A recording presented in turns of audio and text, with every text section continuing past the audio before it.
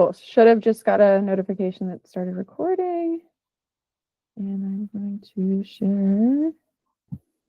Oops, sorry. I need like elevator music. I'd sing, but that might make people leave the meeting. Oh, it's not allowing me to share the PowerPoint. Oh, window. That's why. Got it. Awesome. And what I'm looking for, I guess full screen mode. Cool. Well, thank you so much. It shows just the like not in presentation mode. I don't know if that's intentional. Oh, So, oops. Okay, I'll work on that, but just go ahead and start. So thank you everybody for coming. I'm very excited to share this program with you all. I am Angel Souls. I've been program manager for energy efficiency equity for 1 year now over at Maryland Energy Administration. I'm 10 years in the industry. In the whole 10 years I've been here, I've been working on equity focused programs, coming from the contracting side and then now to the program managing side. And you know, my thought process in managing this program is try to be inclusive of our grant awardees, which are local governments and nonprofit organizations, but also keeping in consideration that most of those entities are hiring contractors to work on these programs on their behalf, and really want to be considerate of their needs as well. So thank you all for being here. Once we get to the next slide, there's a QR code for my specific program webpage on the MEA website.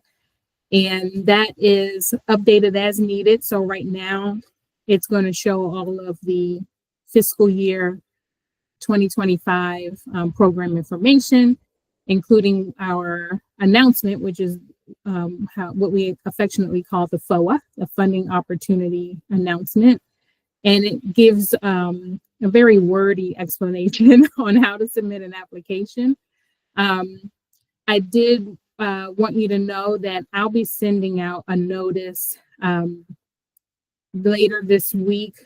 I guess tomorrow, later this week, maybe next week, on the date that I'm going to be doing an application walkthrough webinar for the program, and that will help prepare you all for submitting those applications should you choose to.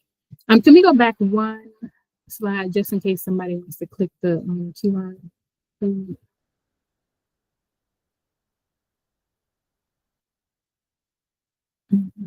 Sorry, Angel. I'm like mega struggling with this today. I don't know. Unfortunately, I don't even know if I can try it, but I won't be able to see. Oh no, it's changing. Great. Okay. Well, that's okay. Oh, perfect. Okay. So that particular QR code sends you directly to my page. I have obviously encouraged you all to go to energy.maryland.gov and search for all the programs that exist, because there are a lot of awardees that or potential applicants that qualify for multiple programs. So I highly recommend just seeing everything that you qualify for and submitting for it all. All right, so now we can get started on energy efficiency equity. So what I wanted to highlight really on this next slide is that we also cover commercial buildings. So I think a lot of people don't associate the energy efficiency equity program with anything other than residential whole home retrofits, meaning upgrades, but we also do include commercial work. So a general overview is that you must be a nonprofit organization or a local government entity in order to, and quasi-local government entities would also qualify in order to apply for our programs. And I did have someone call to kind of say, well, maybe could we fit and maybe, and but you need to have a W-9. You need a business is registered in the state of Maryland, and you do need to be a nonprofit organization or local government entity. The agency always posts the general provisions on the webpage. That is a standing document, like it doesn't change until it's updated legally for the entire agency. I always recommend that people just go take a gander at that and just make sure they can comply with all those things, when they're investigating whether they want to spend the time to do these applications, because some of them, my program included, have some pretty lengthy applications. Okay. So also the point of the program is to benefit Marylanders who are experiencing low or moderate income. We did move those lines a little bit in terms of how that's defined to be more in line with other programs. So we'll get to that shortly.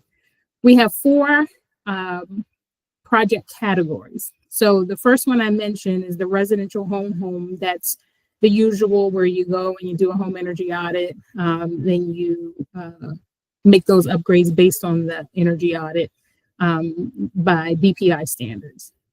There's also, however, whole building commercial retrofit. So this could be a multifamily building, meaning not the individual units per se, because that would qualify under the residential home, but also the building itself could qualify for that work, as long as the building serves low and moderate income Marylanders.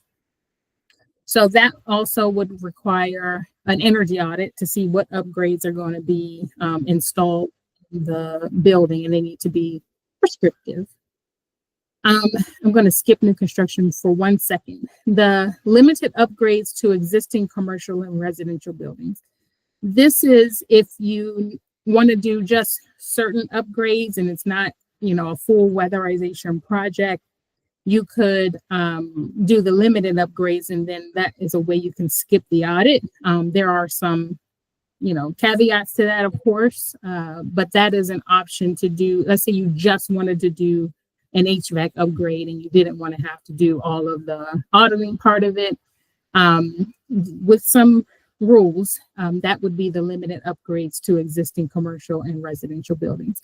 There are some awardees that also do just like direct installs under this category. So the lighting and the faucet aerators and low flow shower heads and power strips and things like that would be under the limited upgrades as well.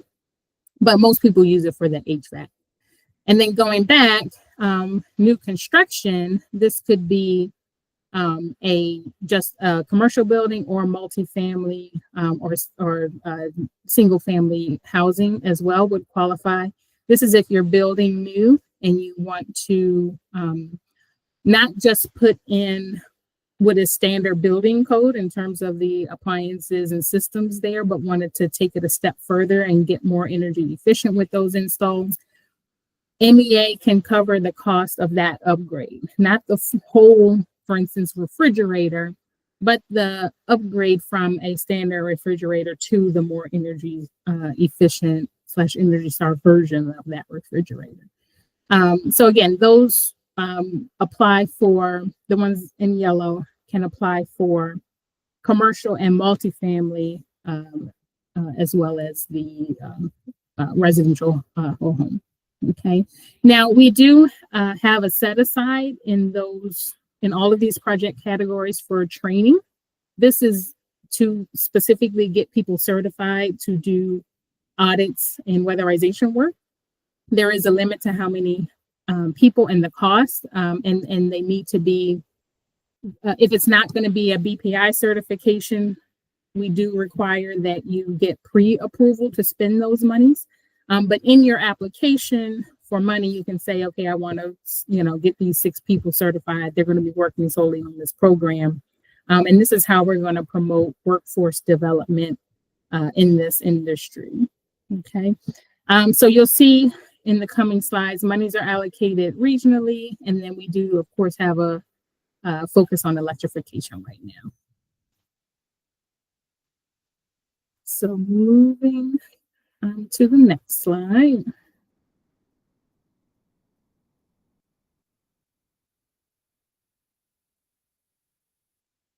Okay, so this is where we're talking about what is considered low or moderate income. So essentially, we've just named it moderate income or below. So as long as it's moderate or below, then they can qualify. And we based this on 80% of the HUD-defined statewide area median income.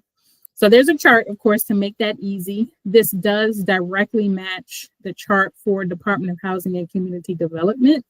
I do want to say that there are a little more restrictions for some of the other agencies and programs that are available. So I like to think of our program here as a program that can fill in the gaps that maybe Empower wouldn't cover or WAP wouldn't cover, right?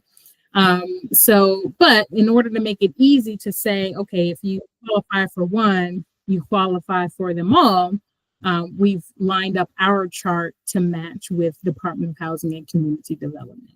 So those numbers are here for one household, 68.5. And then you can see as you add a person to the house, those numbers go up. And there's a reference here. And on the Department of Housing website, there's a reference to the HUD site where we got this information from.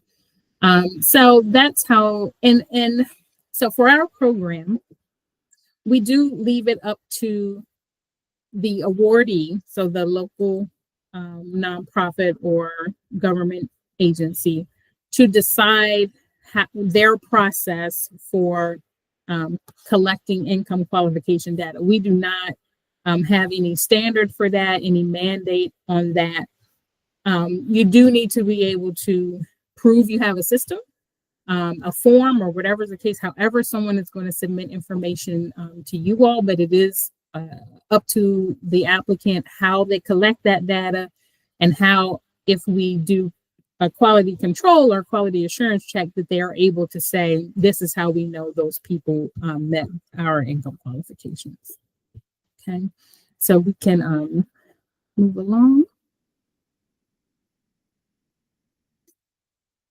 So this is just talking about what kind of things can be covered. So we talked about the residential home, and that's, you know, the air sealing and insulation, and then normal energy efficient upgrades to the home, you know, caulking and weather stripping, and also those things that include the lighting and low flow shower heads and all that can also be under residential home.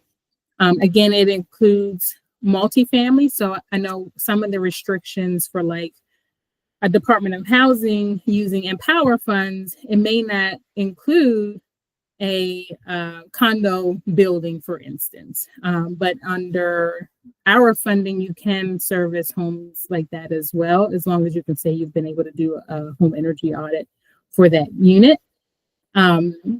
And that's for residential. So whole building commercial also includes multifamily. So not necessarily the unit itself, but let's say there's shared HVAC in the building or something like that. That would qualify for a whole building as long as an energy audit can be done on the building.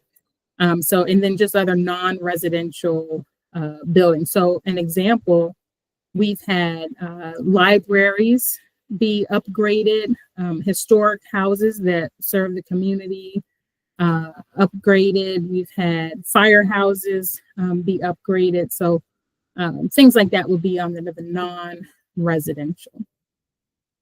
New construction with incremental energy efficiency upgrades. We talked about the difference in the normal cost of a regular install that is code, and then upgrading that to a higher efficiency level.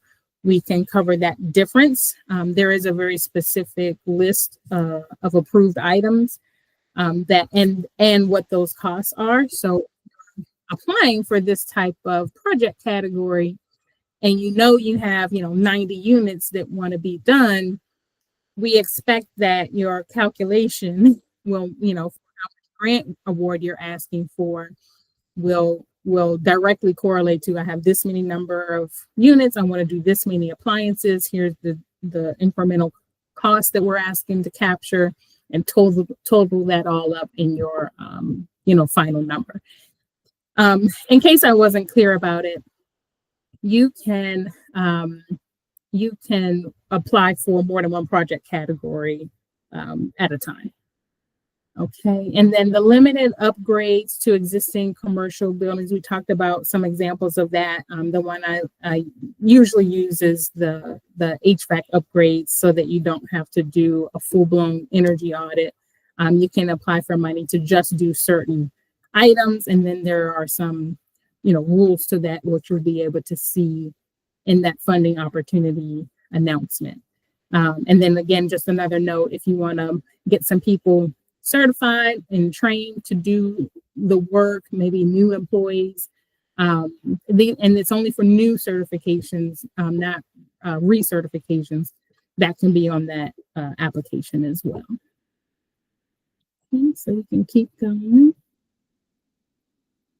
So the regional allocation, there is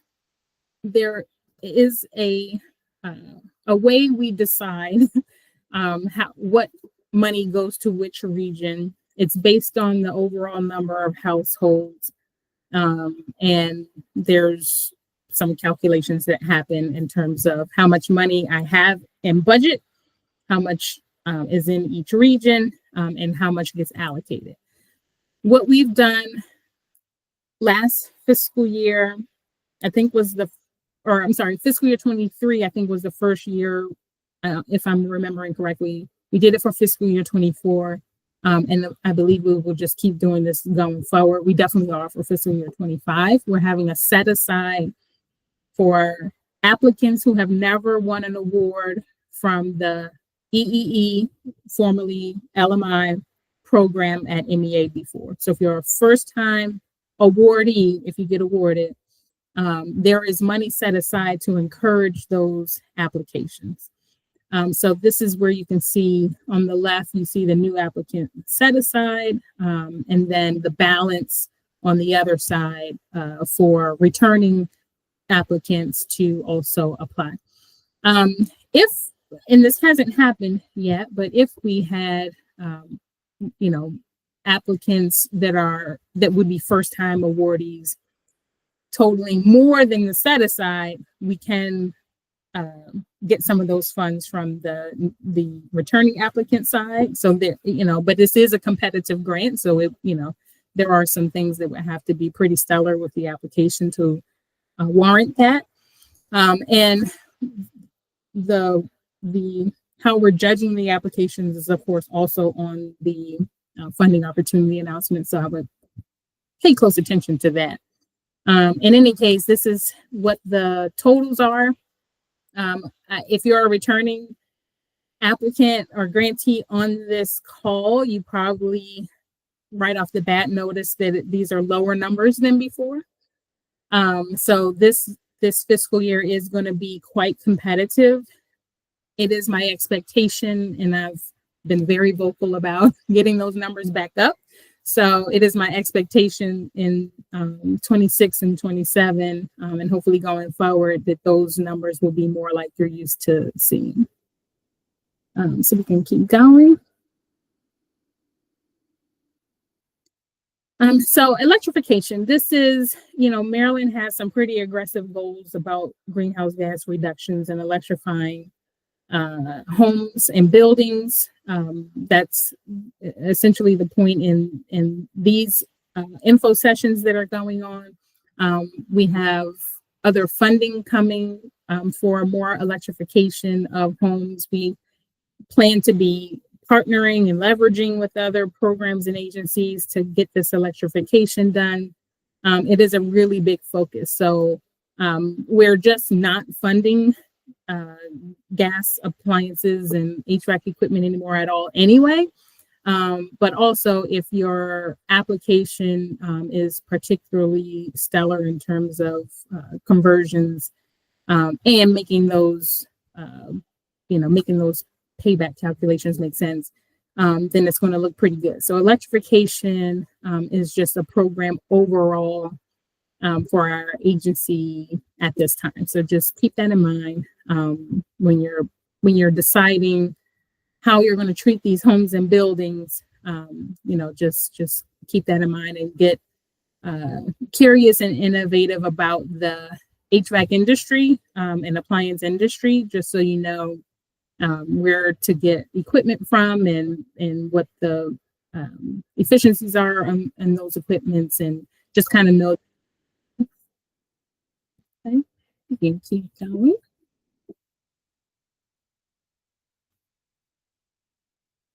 And then that's my contact information. So I know that there are questions. Becky, it seemed like you wanted to answer all questions at the end. So I will do that after my colleague Meg completes her presentation. If you just have like very specific questions about the program, you can definitely email me directly at angel.souls@maryland.gov.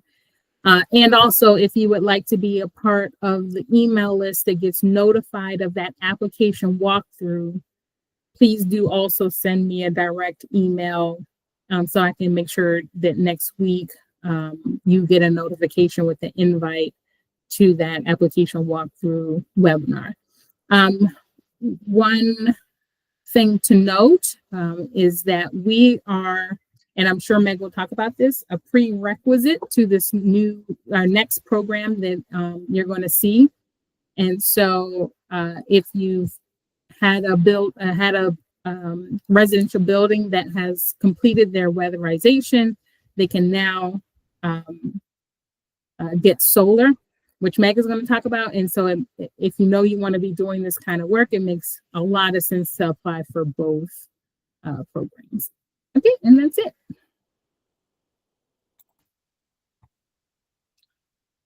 Great.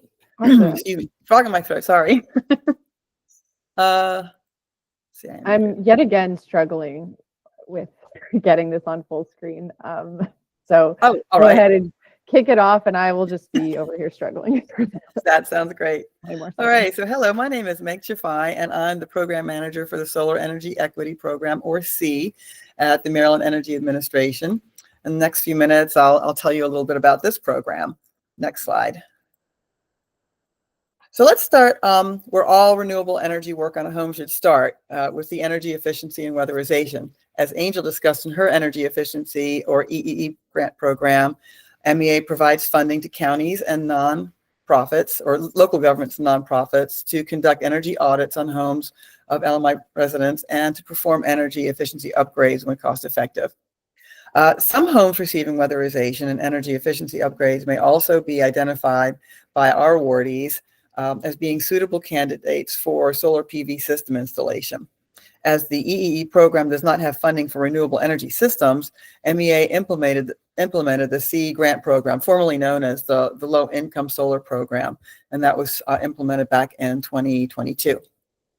Homes that have received energy efficiency upgrades through the EEE program or DHCD's weatherization or empower programs are eligible to be included in the SEE program.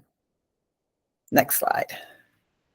Okay, so again, we allow homes that have gone through the weatherization programs during the last 5 years to be considered for solar. This 5-year limitation ensures that hopefully ensures that the energy efficiency measures should still be effective. The SEE grant program was structured to address 3 key problems that frequently prevent the installation of solar systems on LMI housing. 1, the inadequate roof structures, 2, old roofs, and 3, toxic mold preventing worker access to locations where workers will be required to install the system. And so rather than asking an LMI resident to go into debt to install a solar installation, this program pays 100% of the cost, up to $25,000 to install the system. Of that, up to 20% of the cost may be used to address the roof structure, the roof replacement, and toxic mold remediation needed to allow the system to be installed.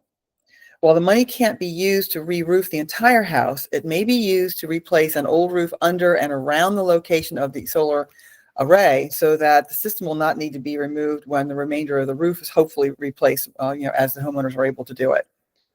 LMI homeowners will be required to register for solar renewable energy credits, or SRECs. They may sell the SRECs and keep the income, but it will be suggested that they save the income to pay for the system maintenance and for the inverter or microinverter replacement cost that will surely come up between 10 and 20 year, the 10 and 20 year, 10 and 20 year point. Next slide. All right, so little background. Formerly known as the Low Income Pilot Program, was started, as I said before, in fiscal year 2022 with $1.5 million in funding. There were 4 awardees who proposed installations on 59 homes. In 2023, it went up and to $4.5 million, and since then, in 24, $6 million was authorized for installations on up to 240 homes. It's gone up for FY25, which I'll discuss in a little bit. Each grantee must partner with at least one solar installer. In addition, it is encouraged that each grantee partner with a roofing company and a mold remediation company to ensure that all eligible homes can be addressed and to minimize delay with the work. As a lesson learned from the FY22 program, we now allow the awardee to invoice up to 50% of the grant amount for each home at the time when the solar equipment is ordered. The remainder is then paid when each house is complete. Next slide. The application process for potential grantees is pretty simple. The grantee identifies homes with solar potential. They turn the lead over to their solar installer, who confirms the potential and determines whether the roof structure, whether roof structural improvements, re-roofing, or toxic mold remediation will be required in order to safely conduct the solar installation. The applicant nominates a home to MEA, who works with the Maryland Historic Trust to conduct a historical review and set any guidelines for solar installation. If the grantee agrees to these requirements, MEA approves the solar installation and pays the costs up to the funding limit when the solar installation is completed. It's not simply $25,000 for the home. If all of this work can be successfully completed for $21,000 or $22,000, that's what we'll be paying. So again, we only pay the actual cost plus the indirect costs or administrative fees as authorized by the funding opportunity announcement. Okay, next slide. Okay, so we have actually increased what used to be a low-income program to include moderate income base. This is also based on the 80% HUD statewide area median income, which aligns with Angel EE program. We made this decision because we did have funding available, and we just realized that there's such income disparity in the state of Maryland, or actually probably nationwide, but as far as we're concerned, there's income disparity that has made it difficult for people, even in the moderate income level, to be able to afford these installations. So that's why we were able to,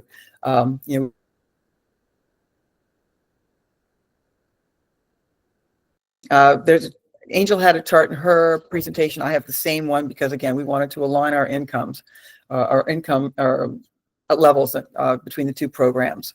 So for the low, let's see, as mentioned, the program has been expanded to include homes that meet the low and moderate income requirement, meaning households earning less than or equal to 80% of the statewide area median income are eligible. To put this in perspective, this is around $78,250 for a household, or an annual income of $78,250 for a household of 2, and it goes up to $97,800 for a household of 4, and then it goes up incrementally from there. And again, that's explained further in my next slide. Due to the high volume of residential solar installations receiving grant funding, MEA doesn't have the time or manpower to inspect every system installation. So instead, we have instituted the requirement that each solar installer is required to have a NABCEP PV installation professional, and that's the North American Board of Certified Energy Practitioners. We want a PV IP certified person to work on the design and or the installation of the solar program. This helps to ensure that high standards are maintained during the design and installation of the systems. In our program, we've allowed up to 24 months for the grantees to get all the work completed, but extensions may be granted for good cause. However, it looks like past performance has shown that 18 to 24 months has been adequate. Again, good cause, we will definitely consider an extension. Please note that the funding comes from the state's Strategic Energy Investment Fund, or the SEIF, and this imposes some additional requirements on the applicants. All applicants will need to track the location of the workforce used to conduct the solar installations, and local governments who are applicants may also need to be cognizant of other requirements. Next slide. So for the FY25 program, actually, we just launched the program last week, so applications are now being accepted. As mentioned before, we went ahead and expanded the low income to include moderate income, again, aligning with Angel's program. A special note is the introduction in FY23 of a PPA model that was suggested by one of our grantees, a power purchase arrangement. So rather than turning over the solar array to the homeowner, the grantees who apply for the PPA model will retain ownership of the solar array and will execute a zero-cost PPA with the homeowner for their energy. In this way, the grantee remains responsible for repair and maintenance of the solar array over the life of the array. The income from the SRECs will remain with the grantee and will be placed in a separate account to fund future repair and maintenance. Other awardees address the repair and maintenance problem differently. At least one has agreed to provide a 25-year warranty for parts and labor for each of the projects. This increases the dollar per watt associated with these arrays, but in return, we, the state, do not have to worry about the array equipment failing and simply being abandoned because the LMI homeowner doesn't have the sufficient funds to repair it. Next slide. So for more information, I don't have a groovy QR code, but I'm going to add one of those to my presentation. If you are interested in more information on this or other Maryland Energy Administration programs, please go to the Maryland Energy Administration's website at www.energy.maryland.gov. And next slide is where I say thank you. I really appreciate your taking the time to listen, and I'll be happy to answer your questions. My contact information is listed up here as well. Okay, and that's it for me. Thank you both. Okay, we've got a lot of questions in the chat, so I'm just going to go through and read them, and then if folks, once we get through that batch of questions, if folks have additional questions, they want to raise their hand and speak out loud, that works too. So first question I see is from Lindsay Shaw, and that was when Angel was speaking. How will the LMI income requirements be met with a commercial building? So one of the joys of this program is that we leave a lot of the onus to prove things up to the applicant. So really what we're looking for is for you to make a case that the building that you want to upgrade is either in a community that is primarily occupied by moderate and below income residents, or that the building is just in a location, maybe you're using like an EJ tool or something like that to prove that it's like in a neighborhood, or not even necessarily a residential neighborhood, but in a location that is surrounded by underserved and I think overburdened and underserved community. So, we leave it up to you to kind of give us the narrative. This building either serves or is in a location that that the community that's coming to that building, meets the criteria.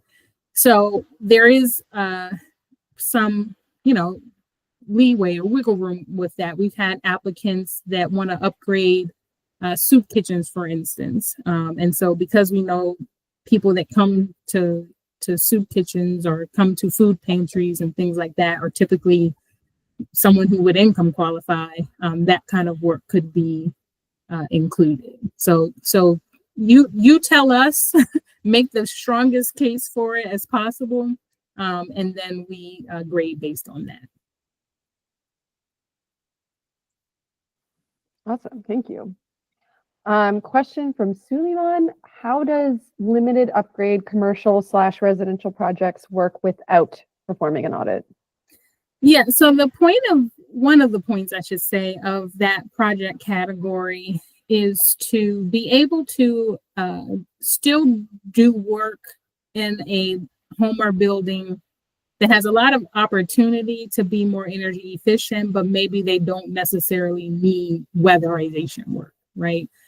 So that's why I like to use the example of a HVAC, a hot water tank, something like that, because maybe the home's been weatherized. It was just done at a time where these programs weren't including fuel conversions, for instance. Like I know there was a time when power didn't include that. So that this project category is to capture those type of situations where you really just don't need a full energy audit, because weatherization, you can tell when you go in and do your initial inspection, that work's been done, but there are plenty of opportunities to do other things like electrify, and that would be under that project category.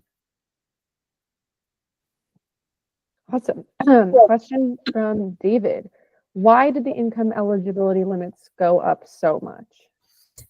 And I think, Meg, you talked about this a little bit already, and maybe you have some more you want to say, but really to be more inclusive. But I think moderate income doesn't necessarily mean you have the discretionary income to do this work to your home. And we don't want to leave those people out, essentially. From where we get the money, there was some leeway in how we defined our income limits, and so we kind of were thinking through how we can be more inclusive, and again, fill the gaps where other programs wouldn't necessarily be able to service a home, and because we're a little more flexible, essentially. So yeah, just to be more inclusive, essentially. I don't know if Meg, you wanted to add to that. I think you said just about all of it, but again, previously our program had been limited to just those who were experiencing low income, and that really did cut out a lot of people who really wanted to put these installations on, but as Angel said, they just don't have the discretionary funds. And we're trying to align ourselves with Governor Moore's idea or goal of leaving no one behind, where where it makes sense. Again, we are focused on homes being located in HB 550 census tracts, and those are areas where high percentages of the population are experiencing low and moderate income, or underserved, or overburdened. So again, we just wanted to be able to open this up to more of the folks who who might. It's unusual in my mind, or at least it was when I first took over this program, to think that somebody at the low income level could even continue owning their home. And there are lots of circumstances that do allow that to happen.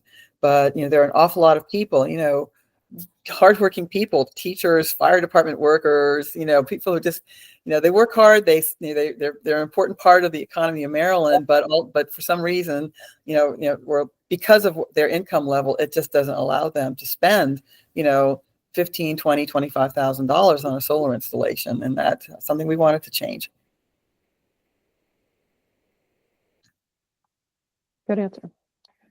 Moving along, question from Kayla: does MEA have an opinion on the number of individuals with BPI certification? And follow up: do you have targets?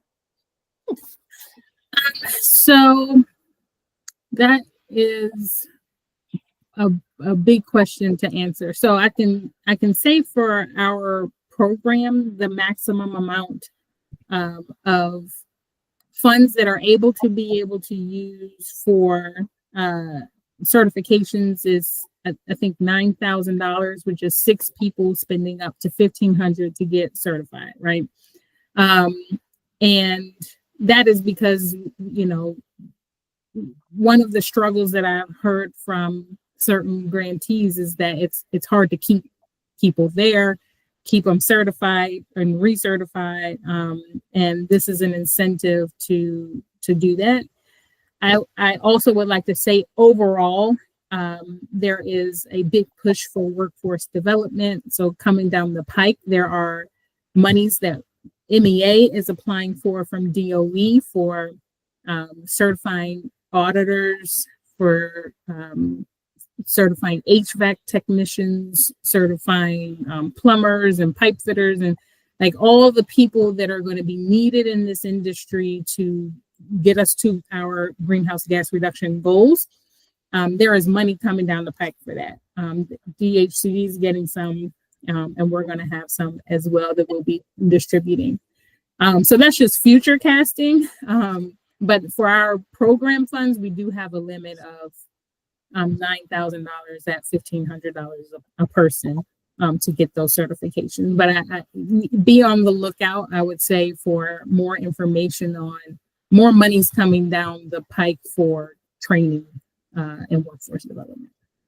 If I may ask, just to follow on to that, so overall, you would say that now would you say that there's a shortage of having enough inspectors? There are, yes, there absolutely are. Particularly for the push that is happening now with there's, like I mentioned, those IRA funds that we have developed a new program for. There's a shortage, and we are wanting to be inclusive of filling that gap as much as possible while we wait for more money to come available to start filling those gaps. Yep, super, thank you. Yeah, my pleasure.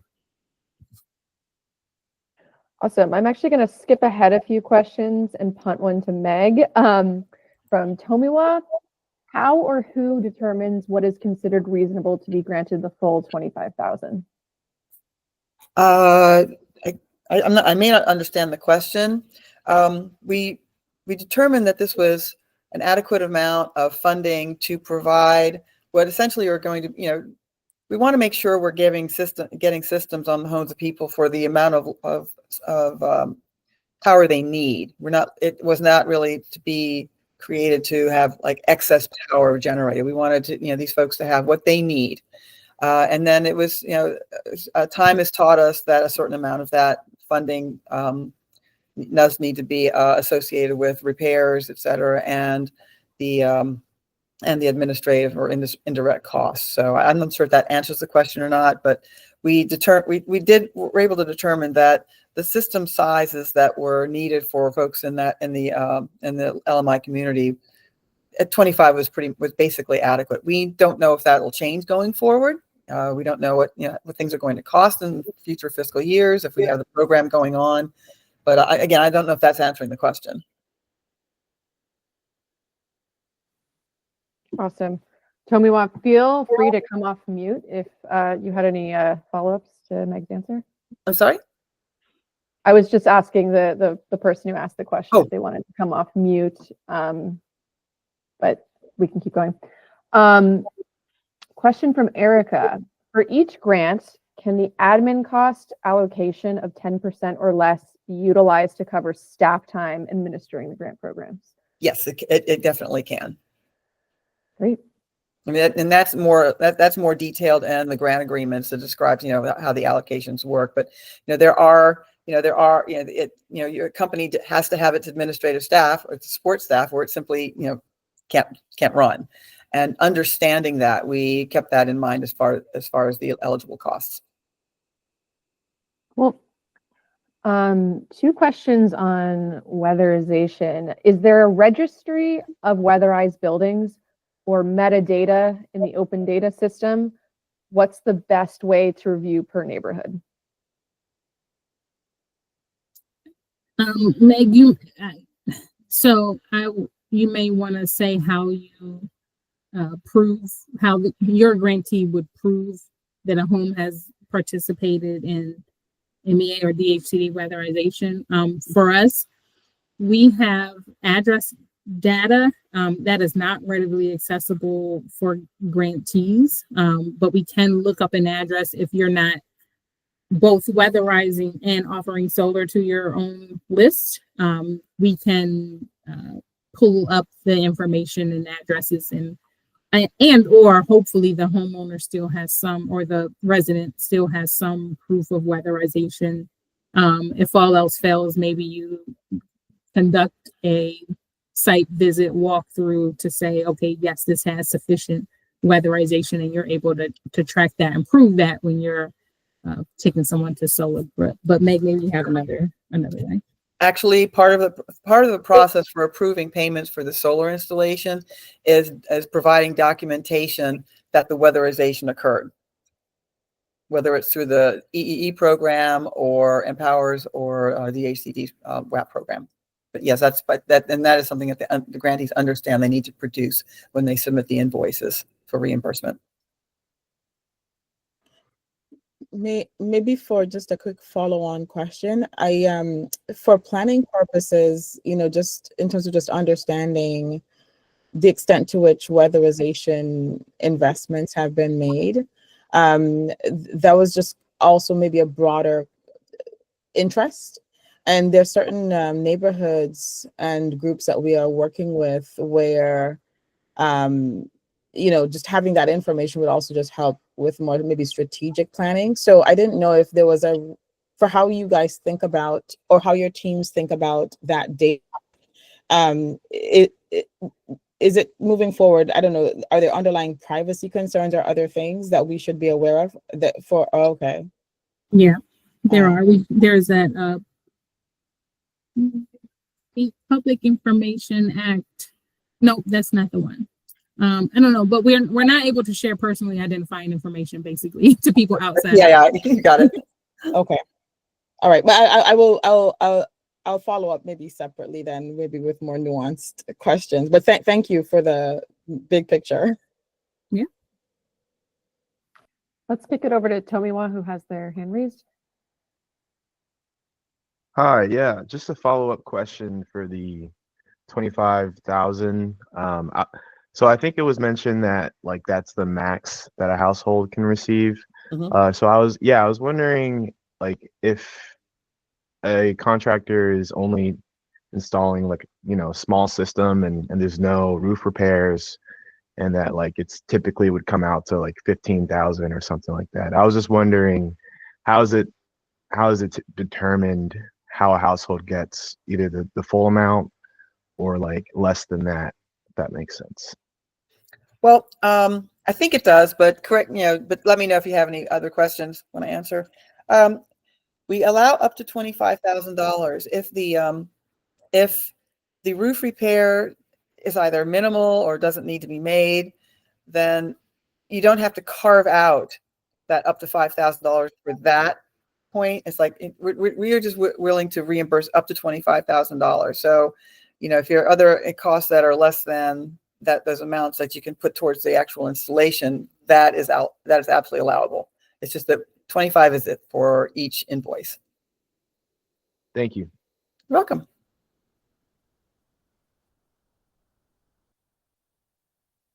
And Erica, do you want to come off mute? Sure. Good morning and good afternoon as well. Just a quick follow-up question for Angel. Margaret answered the question regarding the admin costs. I just wanted to confirm that that's applicable to the energy equity grant as well. Yes, so we have 15% of the total grant available for administrative costs, which is staff and office and equipment and literally things that are needed to administer the grant. You don't have to use all of that. You just can't use more than that. But yes, it would cover the things you mentioned. Great. And my last question is for Margaret. Have you considered some type of reciprocity program for local governments that implement energy efficiency grants as well? So for instance, Prince George's County has a pretty successful clean energy efficiency grant that's been operating a couple of years. We have about 1,700 residents that's gone through our retrofit program that we would love to refer or have some kind of partnership with MEA to be able to funnel applicants to you that have already gone through our program. We could have an offline conversation, but I would like to kind of sort of inject that today to see if there's an ability for us to be able to partner on something of that nature. We're not set up to do that right now, but I would definitely be interested in talking to you more about it. It may be something that we consider going forward. For now, we have determined that this is probably the most efficient way for us to work with the program to make sure that the weatherization has gotten done. I don't know if we would expand it to individual counties, but I'm not saying it's not on the table for future program years. So yes, please send me an email and I can talk about that with management. Thank you so much. Actually, Megan, Angel, would you both mind dropping your emails just directly in the chat? That might be helpful for some Oh, folks. absolutely. And Ben has his hand raised. I'm going Yeah, to put my program email. Just have a question for you, Angel. When you talk about the energy audits, does it need to be like an ASHRAE level 2 energy audit? Is there like details behind the energy audit that we need to perform? For commercial, Yes. you mean? Yes. Yes, the ASHRAE level 2, I believe that should be in the funding opportunity announcement as well. But yes. Okay. And does it have to be done before the application is applied for, or can we, like, sometimes it's hard to schedule that audit before the application is due. Can we apply for it and then say, hey, we're going to get this done? Yes, you can. The thing is, you would still need to find a way to present the energy savings that should be generated, and that can be an estimate or guesstimate. It could be based on a similar building that has had one done. But you, as a part of the application, one of the requirements is showing those energy savings. So you just want to wait to be able to do that. Okay. Thank you very much. Cool. See a question from another Rebecca. There are some types of heat pumps that are highly efficient but may not be Energy Star certified. For example, DHCD has allowed for exceptions to the Energy Star certified equipment requirement in some special cases. Will MEA consider waivers for highly efficient equipment that may not fit into traditional ES categories? The short answer is yes, with the note that it is a case-by-case basis. So there would need to be some documentation, photos, explanations of why an equipment can't, an Energy Star equipment can't be installed. Maybe it's their spatial issues or something like that. And showing the, the energy ratings and savings from the one you do want to install. So case by case, but yes, exceptions can be made. Cool. And thanks, Angel. I saw you answered two kind of softball questions in the chat. Lindsay, yes, housing authorities qualify. And Suleiman, there is no max. The review team will decide totals once all apps are received. I think that's it for chat questions. We've got 1 minute if anyone wants to come off mute and ask a question before we adjourn. Sorry, Larissa, did you want to make a note about the link that you put? Yes. Hello, everyone. My name is Larissa Pasco, and I work very closely with Angel Solis in the Energy Efficiency Equity Program. I dropped in the chat a climate and economic justice screening tool that is super helpful if you're looking for more information about in your region, for example, or even in your city, of looking at who can you serve, or particularly identifying places that do need extra support or that are considered overburdened and or underserved. You can look up specific addresses, but even I've used the tool to look up specific nonprofits in the area just to see, the proximity. I know that Angel mentioned, particularly like soup kitchens as well, being able to serve that community. I've used the tool and I'm really trying to encourage others to use it as just a great resource. It can go into really in-depth data as well. So I encourage you guys all to use it. Yeah, that's it. Thanks, Larissa. That's helpful. Okay, so we're 1 minute past the hour, and I don't want to keep our two wonderful speakers for much longer. So we're going to adjourn. But they did pop their emails into the chat if you have follow-up questions. A reminder that I have been recording this meeting, and I will be sending a recording along with those 2 slides to you all. And hopefully see some of you tomorrow for our last in this series. Just a reminder, tomorrow's is going to be a triple header. So we're going to be discussing the Commercial, Industrial, and Agricultural Grant Program, the Mechanical Insulation Grant Program, and the Janie Lawton Conservation Loan Program. So hope to see you all there. Thank you. And yeah, thanks so much for being so engaged, guys. This was great. Thank you all. A lot of really great questions. Thank you.